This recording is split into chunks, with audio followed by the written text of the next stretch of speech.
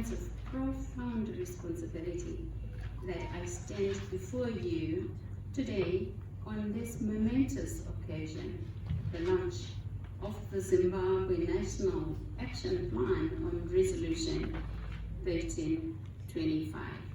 And I bring you warm greetings, best wishes from the Honorable Minister Mchangwa, who wishes us well as we deliberate on this important issue. This marks a significant milestone in our journey toward achieving gender equality, women empowerment, and sustainable peace in our beloved country. Resolution 1325, distinguished guests, adopted by the United Nations Security Council in 2000, recognizes the unique challenges faced by women and girls in armed conflict and calls for their meaningful participation in all aspects of peace and security. Ladies and gentlemen, distinguished guests, it affirms the crucial role that women play in conflict resolution, peace building, and post-conflict reconstruction. Without really beating our own trumpet, you have seen our forces go out to peacekeeping missions, and they've come back to enforce that within our country. We have moved strides in terms of ensuring that we build around those experiences in terms of peace and security. Today, we reaffirm our commitment to the principles of Resolution 1325 and its subsequent resolutions. Let me begin by thanking my co-chair of Women, Peace and Security Implementation in Zimbabwe, the Honorable Minister of Defense, Honorable Mchangwa, who is here ably represented by the Brigadier General, for the collaboration that we have exhibited in developing the Zimbabwe National Action Plan of the Security Council Resolution 1325. Honorable Minister, I appreciate all the work done from the word go up to now, where we launch our National Action Plan. May I appreciate fully that this launch is an important final step to a consultative process that spanned several months, if not years.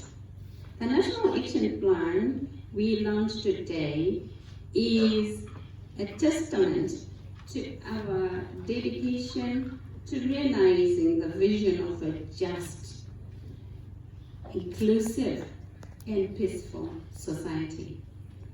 It is a comprehensive framework that outlines our goals, strategies, and action to promote gender equality and women's empowerment in the context of peace and security. This plan reflects our unwavering belief in the power of women to contribute to the advancement of peace and security. It acknowledges their immense potential as agents of change, peace builders, and leaders. By implementing this plan, we commit to amplifying women's voices, protecting their rights, and harnessing their invaluable contributions to building a peaceful nation. As highlighted in the overview presented, the National Action Plan focuses on several key areas that are critical to achieving our objectives. First, it emphasizes the need to enhance women's participation and leadership in decision-making processes related to peace and security. We recognize that our nation's sustained peace and security can only be achieved when women's perspectives are fully integrated into the policy and decision-making arenas. Ladies and gentlemen, distinguished guests.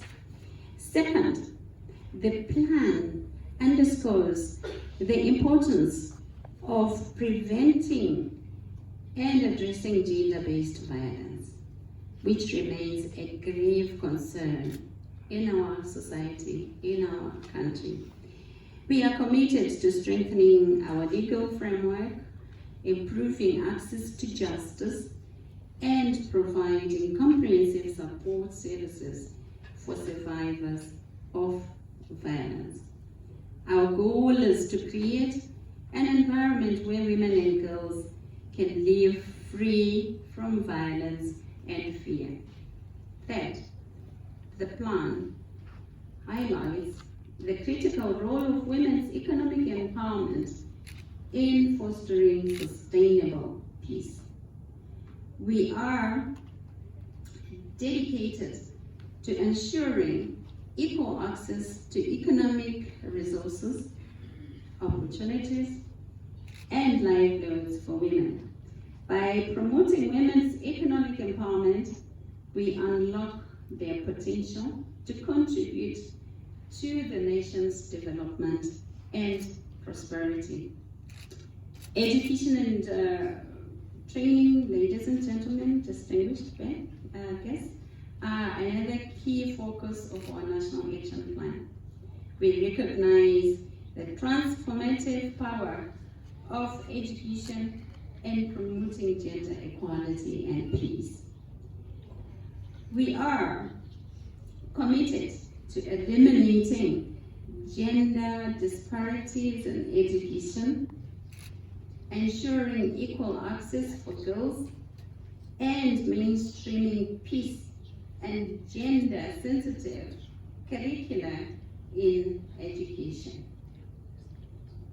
The foundation upon which we will build a future of peace and prosperity for all rests in these all-powerful sectors.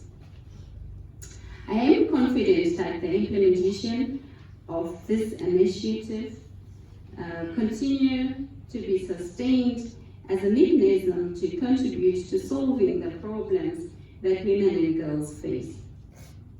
Our Zimbabwe National Plan is meant to buttress other frameworks and programs that are already in place, such as the National Gender Policy, Women in Decision Strategy, and the National Strategy to Prevent and Address Gender-Based Violence, which was launched towards the end of last year, showing commitment at the highest political level, where His Excellency, our President, was part of that launch that enabled us to recognize that the leadership is committed to the emancipation, to the ideals of empowering our women of Zimbabwe.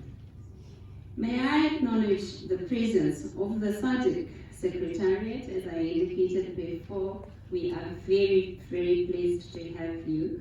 Your presence in Zimbabwe today shows the continuous commitment of SADC to support its member states in their efforts to implement all resolutions related to women, peace, and security. And for loosening your pace, what can you ever do without, resources?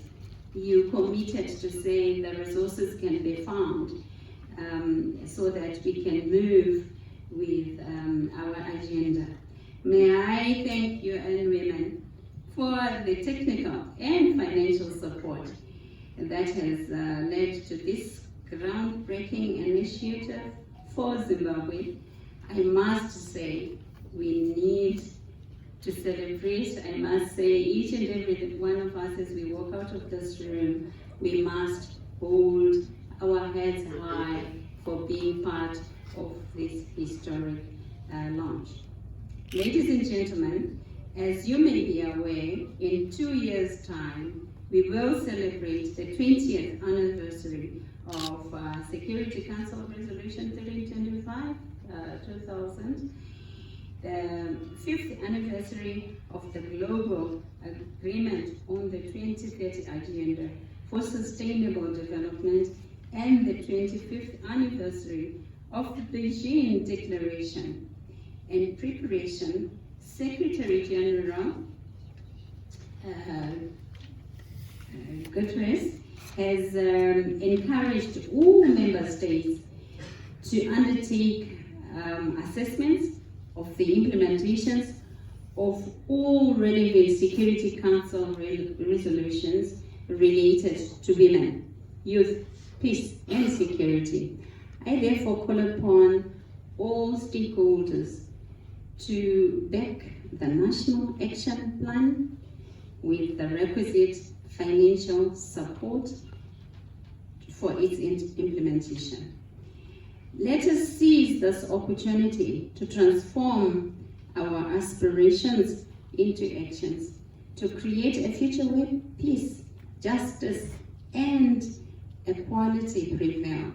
Together we can build a Zimbabwe where every woman and girl can thrive and contribute to the betterment of our nation. With these remarks, I launched the Zimbabwe National Peace and National Security Plan and wish to thank you for joining me. I thank you for your kind attention. Siyabonga.